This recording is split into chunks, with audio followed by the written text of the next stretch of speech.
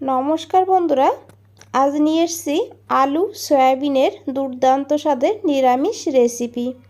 এইভাবে আলু সয়াবিন রান্না করলে বাড়ির সবাই মাছ মাংস ফেলে এই সয়াবিনের নিরামিষ দিয়েই ভাত খেয়ে নেবে। এতটা টেস্টি হয়। চলুন দেখে নেওয়া যাক কী করে বানিয়েছি। প্রথমেই এখানে জল গরম করে নিয়েছি, আর তারপরে গ্যাসের ফ্লেমটা বন্ধ করে এই গরম জলে দিতে হবে সয়াবিন। তো এখানে আমি 1 কাপ সয়াবিন নিয়েছি, আপনারা আপনাদের প্রয়োজন মতন নিয়ে নেবেন। তো সয়াবিনটাকে দিয়ে খুব ভালো করে মিশিয়ে নিতে হবে, আর এখন ঢাকা দিয়ে 5 মিনিটের জন্য রেস্টে রাখতে হবে। সয়াবিনগুলো ফুলে ডবল হয়ে যাবে। তো এদিকে সয়াবিনটাকে সাইডে রেখে নিয়েছি একটা আলু, বেশ বড় সাইজের। আলুটাকে এইভাবে কেটে নিতে হবে, আর তারপরে আলুটাকে খুব ভালো করে ধুয়ে নিতে হবে। আর এদিকে নিয়েছি 3টে টমেটো, তো 2টো ছোটো সাইজের আর একটা বড়। তো এখানে 3টে মিলে 2টো হয়েছে, মানে মিডিয়াম সাইজের নিলে আপনারা 2টো টমেটো নিয়ে নেবেন। তো টমেটোগুলোকে এইভাবে কেটে নিতে হবে। বন্ধুরা, টমেটোগুলো আমাদের গাছের, একদম নরম, দেখে বুঝতেই পারছেন কতটা জুসি। তো এইভাবে টমেটোকে কেটে নেওয়ার পর সাইডে রেখে দিতে হবে। আর এদিকে একটা হামানদিস্তাতে নিয়েছি কাঁচা লঙ্কা। তো এখানে আমি 3টে কাঁচা লঙ্কা নিয়েছি, আপনারা আপনাদের প্রয়োজন মতন নিয়ে নেবেন। আর তারপরে 1/2 ইঞ্চি মতন আদা আর কাঁচা লঙ্কাটাকে এইভাবে বেটে নিতে হবে। আপনারা চাইলে শিলেও বেটে নিতে পারেন আদা আর কাঁচা লঙ্কাকে, তবে এইভাবে একটু মোটা মোটা করে বাটলে খেতে অনেক বেশি টেস্টি হবে। আর এইদিকে দেখুন 5 মিনিট হয়ে গিয়েছে। আর এখন এই সয়াবিন থেকে এইভাবে জলটা বের করে নিতে হবে। আর এইভাবে জলটা বের করে নেওয়ার পর এই সয়াবিনে দিতে হবে লবণ। এখানে 1/4 চামচ মতন লবণ দিয়েছি। আর তারপরে দিতে হবে হলুদের গুঁড়ো, তো অল্প করেই দিতে হবে হলুদের গুঁড়ো। আর তারপরে বন্ধুরা দিয়ে দিতে হবে লঙ্কার গুঁড়ো। এই সময় লঙ্কার গুঁড়োটা দিলে তাহলে সয়াবিনের ভেতর পর্যন্ত লঙ্কাটা বেশ ভালোভাবে ঢুকবে। তারপরে নিয়েছি অল্প করে একটু ভাজা জিরের গুঁড়ো। আর এখন দিয়ে দেবো অল্প করে একটু গোলমরিচ গুঁড়ো। আর তারপরে দিতে হবে এখানে 1 চামচ বেসন। প্রথমে এখানে আমি 1 চামচ নিয়েছি, পরে যদি প্রয়োজন হয় আরও 1 চামচ দেব। তো এইভাবে বেসনটা দিয়ে খুব ভালো করে মিশিয়ে নিতে হবে। প্রত্যেকটা সয়াবিনের গায়ে যেন বেসনটা খুব ভালোভাবে কোট হয়। তো দেখুন বন্ধুরা, এখানে আমি আরও 1 চামচ বেসন অ্যাড করব। এখনও পুরোপুরিভাবে বেসনটা সব জায়গায় লাগেনি। তো এখানে আমি 2 চামচ বেসন অ্যাড করে দিয়েছি। তো এইভাবে আপনারাও অল্প অল্প দিয়ে দেখবেন। যখন দেখবেন পুরো ভালোভাবে সয়াবিনের গায়ে বেসনটা কোট হয়েছে, তখন বুঝবেন এটা হয়ে গিয়েছে। তো এখানে এইভাবে ভালো করে মেখে ঢাকা দিয়ে 5 মিনিটের জন্য সয়াবিনটাকে রেস্টে রাখতে হবে। এইদিকে একটা কড়াইতে দিয়েছি 2 চামচ সাদা তেল। রান্নাটা আমি সাদা তেলে করব, আপনারা কিন্তু চাইলে এখানে অবশ্যই সর্ষের তেলেও করতে পারবেন। তেলটা ভালো করে গরম করতে হবে। তারপরে দিতে হবে অল্প করে একটু লবণ আর অল্প করে একটু হলুদের গুঁড়ো। আর তারপরে দিতে হবে কেটে রাখা আলুগুলোকে দিয়ে এইভাবে খুব ভালো করে নাড়াচাড়া করে নিতে হবে। আর এখন ঢাকা বন্ধ করে আলুটাকে লাল করে ভেজে নিতে হবে। মাঝে মধ্যে একবার ঢাকনাটা খুলে নিতে হবে। খুলে এইভাবে আলুটাকে একটু নাড়াচাড়া করে তারপরে আলুটাকে তুলে নিতে হবে। তো দেখুন বন্ধুরা, এই তেলেই দিয়ে দেবো সয়াবিনগুলো।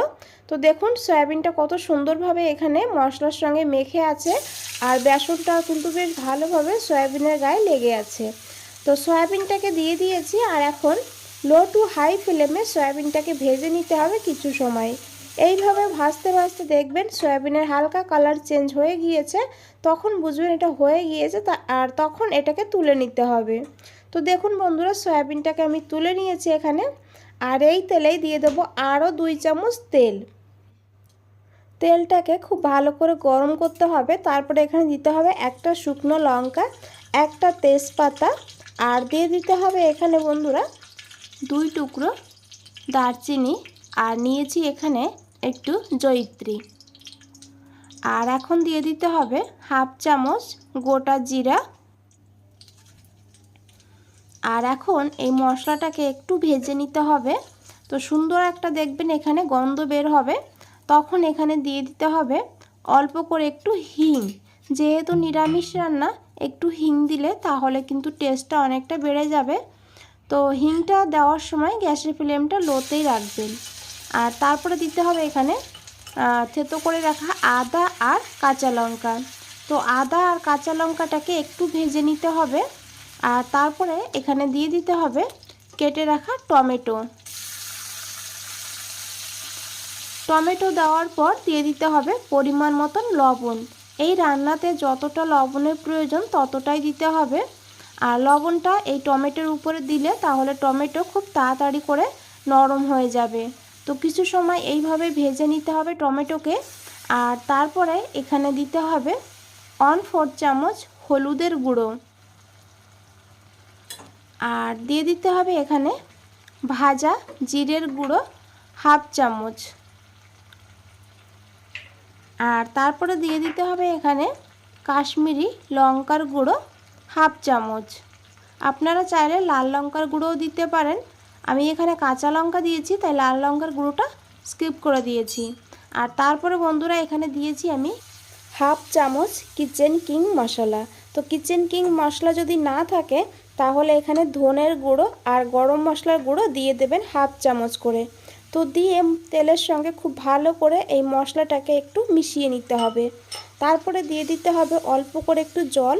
জলটা দিয়ে এখন এই মশলাটাকে খুব ভালো করে কষাতে হবে যত সময় না তেল রিলিজ হচ্ছে। তো মশলাটাকে এইভাবে ঢেকে দিতে হবে, ঢেকে দিয়ে মশলাটাকে কষিয়ে নিতে হবে।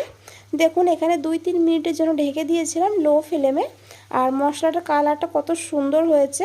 তো এইভাবে মশলাটাকে খুব ভালো করে কষিয়ে নিতে হবে।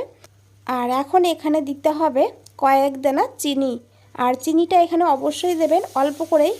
আর যেহেতু টমেটো দিয়েছি, তো টমেটো একটা টক ভাব থাকে, তো চিনিটা দিলে তাহলে এর টেস্টটা ব্যালেন্স হবে। তো এইভাবে যখন তেলটা ছেড়ে দেবে মশলার থেকে, তখন এখানে দিয়ে দিতে হবে ভেজে রাখা সয়াবিন আর আলু। আর সয়াবিন আর আলুটাকে দিয়ে খুব ভালো করে মিশিয়ে নিতে হবে। মিশিয়ে নেওয়ার পর এখানে দিতে হবে গরম জল। এখানে আমি 1 বাটি গরম জল দিয়েছি। আর জলটা একটু বুঝেই দেবেন, আলুটা সিদ্ধ হতেও টাইম লাগবে। তো জলটা দিয়ে খুব ভালো করে মিশিয়ে নিতে হবে। আর এখন ঢাকা দিয়ে লো টু হাই ফ্লেমে রান্না করতে হবে যত সময় না আলুটা সিদ্ধ হচ্ছে। তো দেখুন এখানে 6-7 মিনিট হয়ে গিয়েছে, ঢাকনাটা খুলে নিয়েছি। তো আলুটাও এখানে খুব ভালোভাবে সিদ্ধ হয়ে গিয়েছে, আর গ্রেভিটাও অনেকটা গাঢ় হয়ে এসছে। তো আমাদের রান্নাটা হয়েই গিয়েছে। এখন একটু দিয়ে দেবো ধনেপাতা কুচি। আর ধনেপাতাটাকে দিয়ে খুব ভালো করে মিশাতে হবে। আপনারা চাইলে 1 চামচ ঘিও অ্যাড করে দিতে পারেন, নাহলে একটু বাটার অ্যাড করে দিতে পারেন এখন। আর এখন ঢাকা দিয়ে 2 মিনিটের জন্য রেখে দেবো গ্যাসের ফ্লেমটা অফ করে। 2 মিনিট পর ঢাকনাটা খুলে নিয়েছি। বন্ধুরা এটা দুর্দান্ত লাগে খেতে, রুটির সঙ্গেও খুবই ভালো লাগে। এইভাবে একবার সয়াবিনটা রান্না করে দেখুন, আর তারপরে আমাকে কমেন্টে জানান। বন্ধুরা ভালো লাগলে অবশ্যই একটা লাইক দিয়ে দেবেন।